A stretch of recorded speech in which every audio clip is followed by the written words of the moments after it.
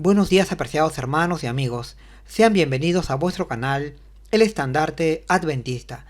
Bien, siguiendo con los estudios de nuestra lección de escuela sabática, el día de hoy continuaremos desarrollando el importante tema que versa sobre los sacrificios de nuestro Señor Jesús, el día que fue entregado en manos de las autoridades judías para ser juzgado y condenado a morir crucificado. Pues estas autoridades judías no reconocían a Jesús de Nazaret como el Mesías de las Escrituras, sino que solo lo consideraban como un rival de su fe a quien eliminar. Por eso es que sobornaron a Judas Iscariote para conseguir apresarlo y condenarlo. Sin embargo, como veremos, esta incredulidad de los judíos no se mantendría de manera permanente, pues está reservado para este final de los tiempos la conversión de la nación judía a la fe en Jesús, pues ellos mirarán al que sus padres traspasaron y lo reconocerán como el Salvador, por lo que arrepentidos por lo que hicieron sus padres, llorarán y se convertirán a Cristo. Sin embargo, antes de continuar, queremos tener unas breves palabras de oración. Oremos, apreciados hermanos y amigos. Querido y bondadoso Padre Celestial que estás en las alturas de los cielos, te agradecemos por tus bondades y cuidados que tienes para con nosotros, y también por esta oportunidad que nos das de estudiar tu santa y buena palabra, la cual es como una antorcha que nos alumbra por el camino a tu reino celestial.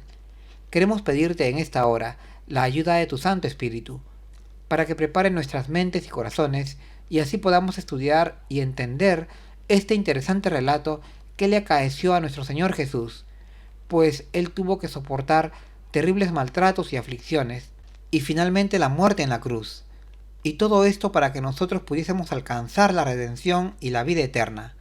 Por eso te suplicamos que nos ayudes a apreciar este supremo sacrificio de tu amado Hijo, pues queremos honrarte siendo obedientes a ti y a tu santa voluntad. Te lo pedimos en el nombre de nuestro Señor Jesús, con el perdón de nuestros pecados. Amén. Nuestra lección lleva por título Traicionado y traspasado, un título que resume la idea central que desarrollaremos en el presente estudio, pues estudiaremos aquellos difíciles momentos que vivió nuestro Señor Jesús cuando fue vendido por su íntimo discípulo Judas Iscariote a los malvados sacerdotes judíos, quienes luego de apresarlo y maltratarlo, lo entregaron para ser crucificado en la cruz del Calvario. Sin embargo, todos estos padecimientos que el Señor vivió estaban previamente profetizados con varios siglos de anticipación en las escrituras del Antiguo Testamento, profecías que se cumplieron exactamente con nuestro Señor Jesús. Como texto de introducción, tenemos un interesante fragmento de la página 61 del tomo 6 del libro Testimonios para la Iglesia, donde se nos dice que debemos poner nuestra atención en la cruz de Cristo, pues fueron nuestros pecados los que llevaron a Jesús a morir en la cruz. Esto nos debe indicar que el pecado es un asunto grave ante los ojos de Dios, ya que fue el pecado lo que causó la muerte de su amado Hijo. Si creemos en Jesús como nuestro Salvador, entonces podremos vencer al pecado y alcanzar la inmortalidad. Bien, dicho esto, pasemos a desarrollar las preguntas de nuestra lección. Pregunta número 1. Según la profecía, ¿qué misión maravillosa iba a realizar el Salvador por la humanidad sufriente? Bien, de acuerdo al pasaje de Isaías, la maravillosa misión que desarrollaría el Hijo de Dios en favor de la humanidad sería proclamar ante su pueblo un mensaje nuevo y distinto, un mensaje de alivio y esperanza, un mensaje de consuelo y libertad, un mensaje de compasión y restauración de su pueblo doliente en el buen reino de Dios, pues Dios había ungido a su Hijo, Cristo Jesús, para descender del cielo a la tierra y venir a rescatar a su pueblo en particular y a la humanidad en general de la cárcel del pecado, en la cual todos nos hallamos cautivos, y de sus terribles consecuencias, como lo son el sufrimiento, la injusticia, la enfermedad y la muerte. Esta misión del Salvador está descrita en el pasaje de Isaías 61, versos del 1 al 3, y es la que llevaría a cabo nuestro Señor Jesús. Una misión que en realidad significaba la ejecución del divino plan de salvación. Mensaje que se proclamó durante 3 años y medio en la tierra de Palestina, que es el tiempo que duró el ministerio de nuestro Salvador aquí en la tierra, y que culminó con su muerte en la cruz del Calvario. Tenemos también una subpregunta que nos dice: ¿cómo llama el Nuevo Testamento al mensaje que Isaías describe como buenas nuevas? Bien, en el Nuevo Testamento, a la expresión buenas nuevas del profeta Isaías se le llama evangelio. Evangelio, que significa buenas noticias de salvación o de liberación. Así lo denominaron los apóstoles del Señor a las enseñanzas y milagros que realizaba Cristo Jesús mientras recorría Galilea, tal como está registrado en Mateo 4:23.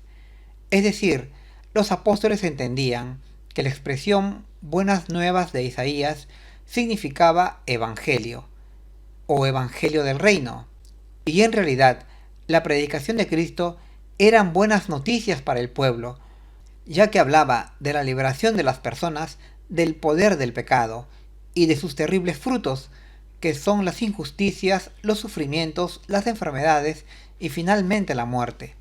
Y es justamente por la existencia del pecado y su dominio sobre la persona que la humanidad se encuentra quebrantada, abatida, enferma y desconsolada.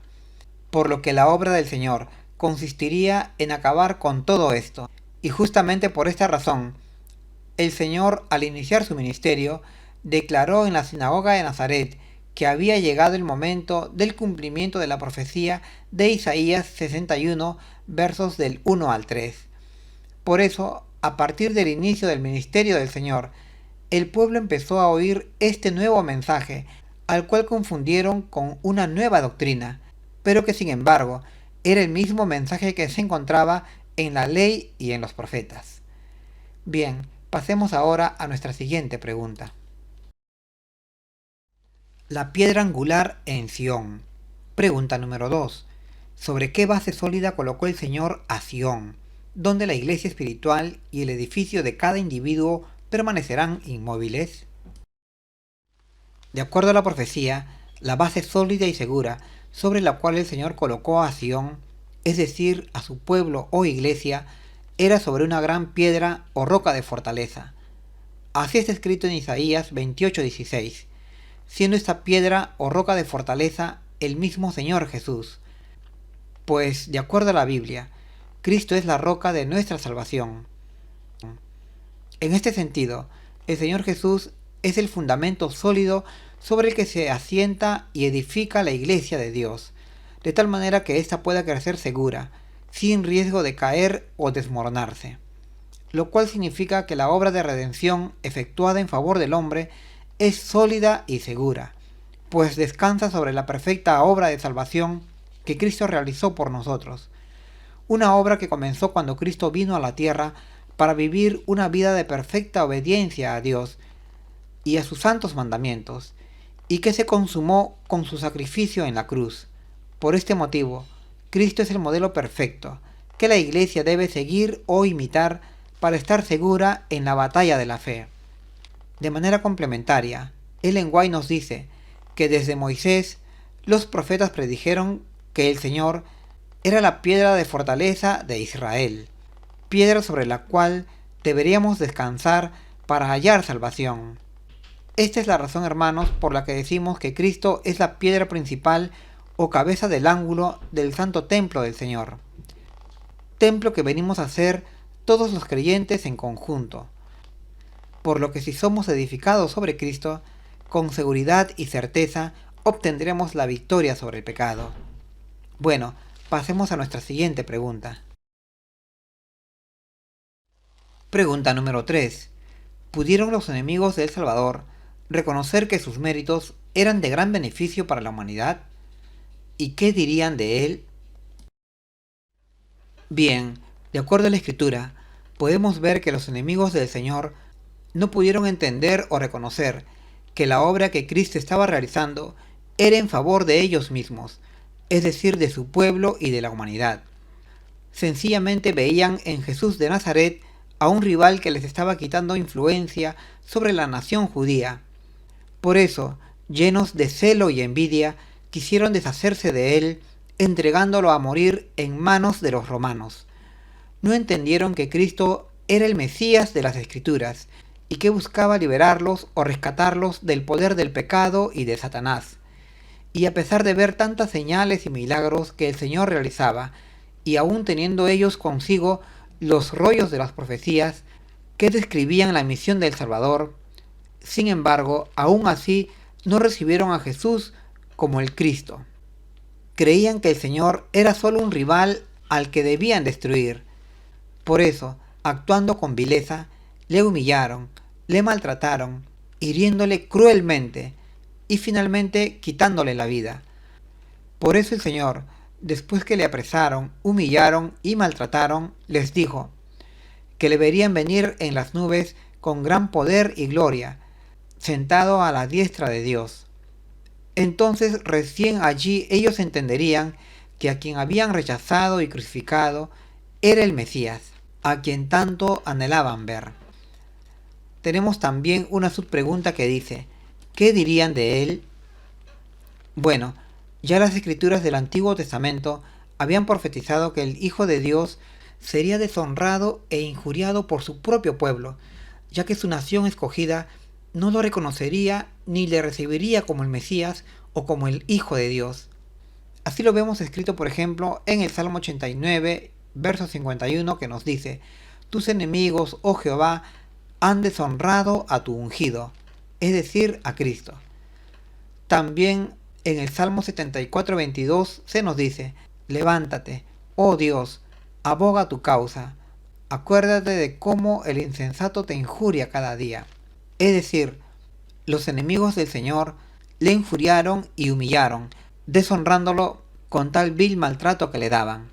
Pues como señalamos antes, no reconocieron ni recibieron al Señor como su Mesías, a pesar de ver tantas evidencias asombrosas ante sus ojos. Al respecto de esta situación, Ellen White nos dice que al venir el Señor sin gloria ni majestad, tal como un gran rey, entonces los impíos judíos le rechazaron, pues Jesús no era el Cristo que ellos esperaban, no estaba en armonía con sus ideas y deseos, por eso que le ultrajaron y despreciaron. Interesantes palabras de la mensajera del Señor que nos muestra dónde estaba la causa del error que cometieron los judíos al rechazar a Cristo.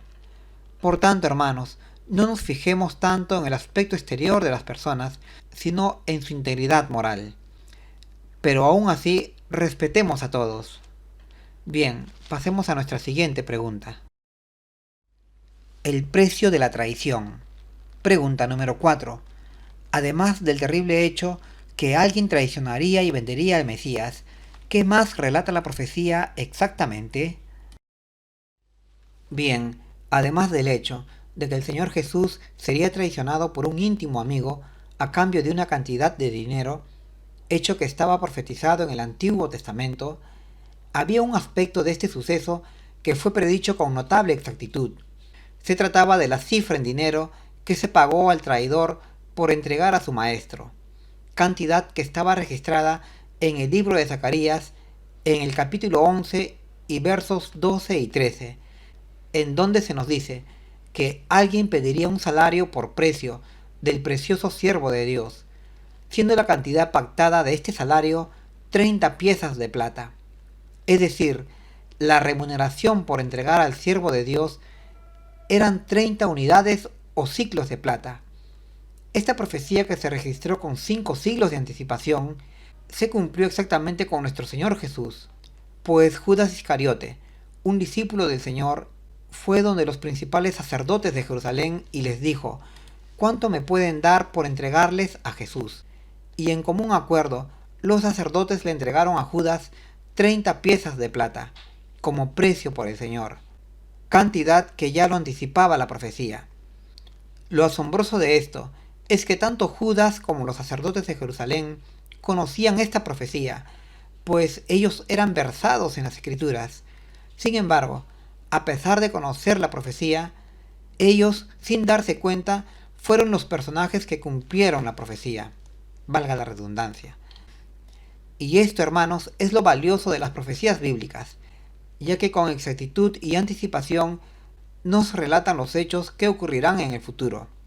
Estas anticiparon los sucesos que ocurrirían con el Señor Jesús, y así efectivamente se dieron. Y también nos han anticipado los hechos que ocurrirán a la Iglesia del Señor en el futuro cercano, es decir, en este final de los tiempos. Por tanto, es importante que estudiemos y confiemos en las profecías de la Biblia, pues así estaremos seguros.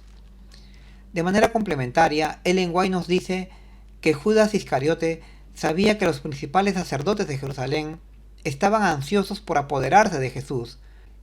Por eso él les ofreció entregárselos a cambio de unas cuantas monedas de plata. Su amor al dinero lo indujo a entregar a su maestro en las manos de sus más acérrimos enemigos.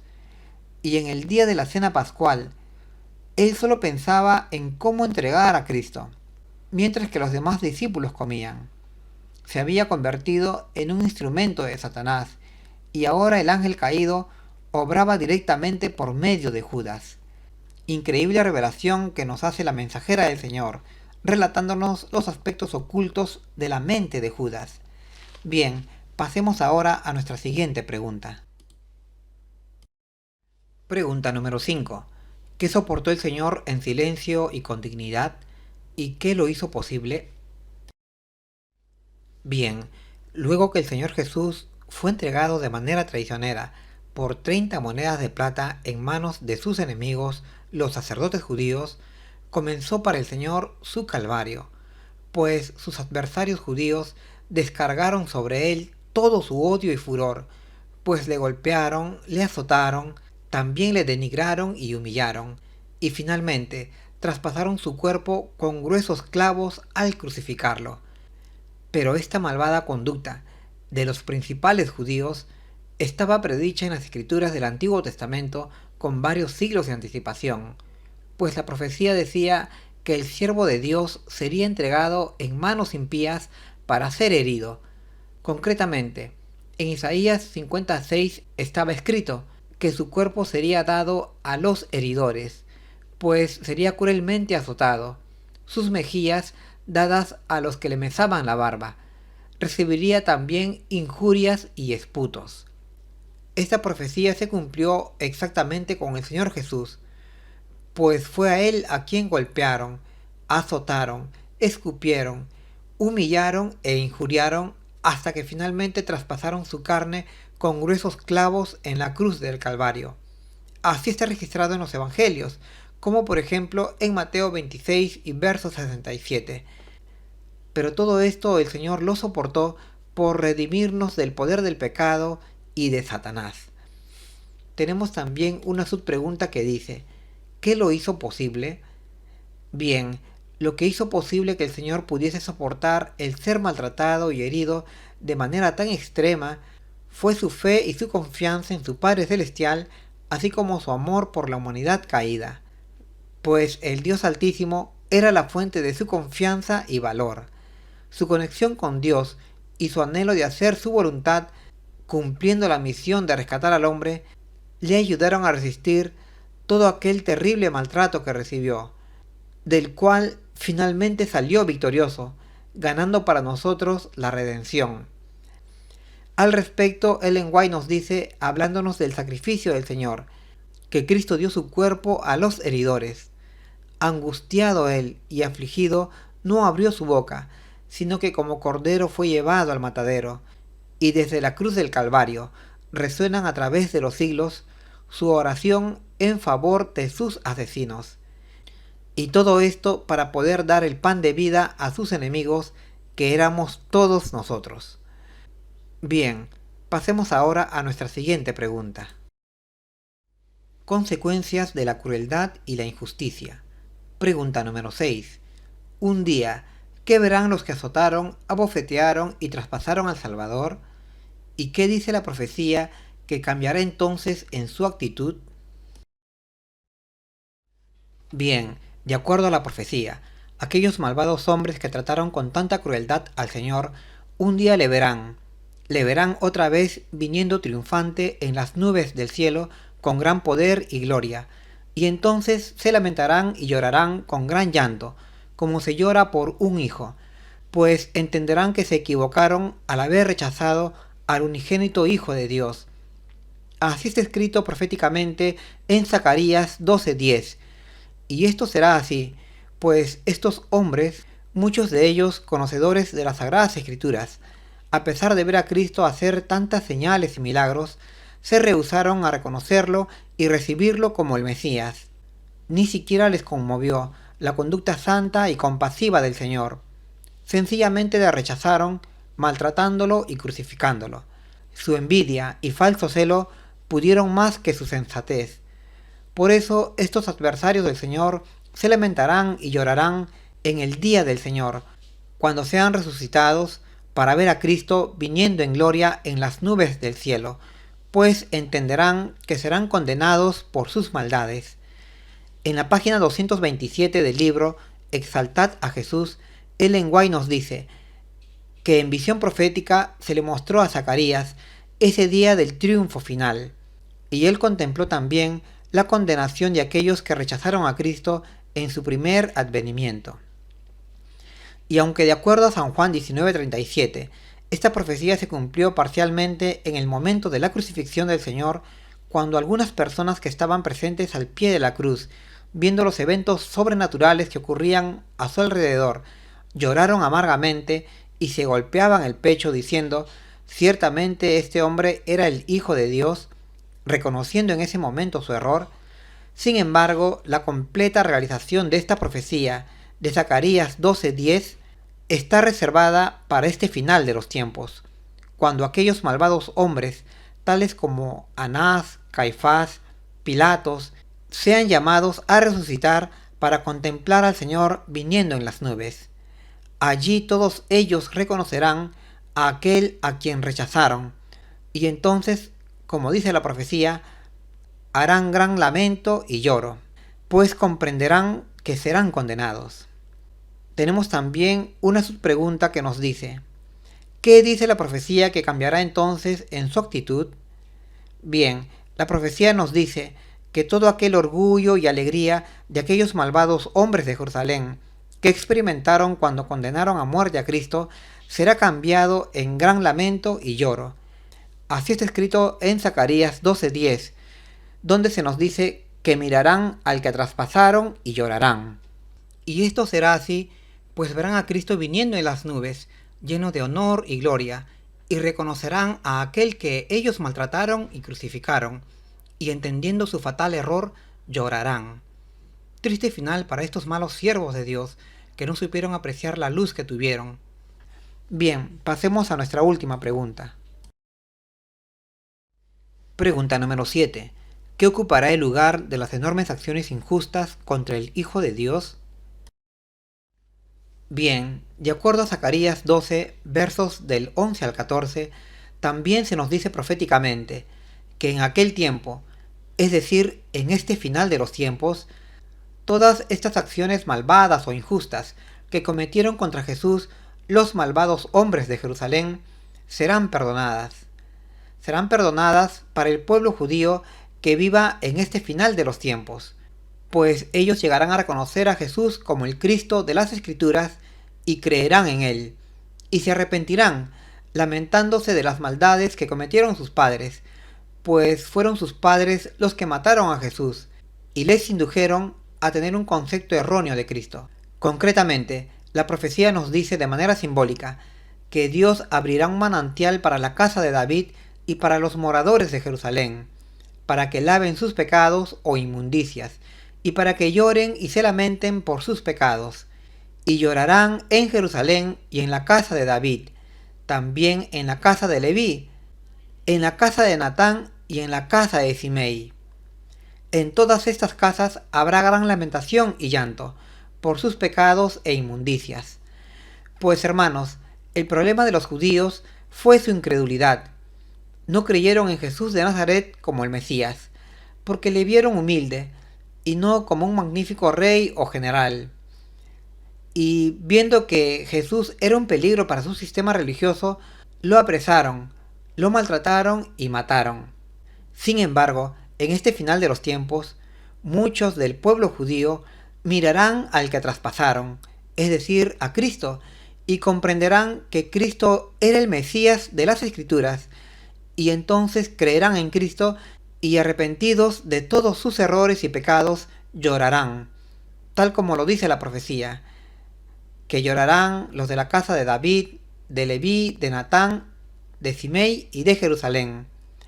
Así es, hermanos, muchos judíos en este final de los tiempos se convertirán de sus pecados e inmundicias, pues serán lavados en la sangre del verdadero Cordero de Dios, que es Cristo Jesús. Y como señalamos, este es un suceso que está reservado para este final de los tiempos, en momentos cercanos al día del Señor, tal como nos lo dice Ellen White, cuando sea derramado el Espíritu Santo como lluvia tardía. En ese momento, los judíos creerán en Jesús como su Salvador, y luego, todos juntos, es decir, los judíos y los gentiles, formaremos un solo pueblo o una sola iglesia, y recibiremos juntos al Señor en las nubes del cielo. Interesante profecía que nos muestra un desenlace feliz para la nación judía.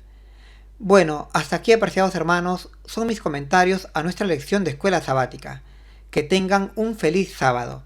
Hasta luego.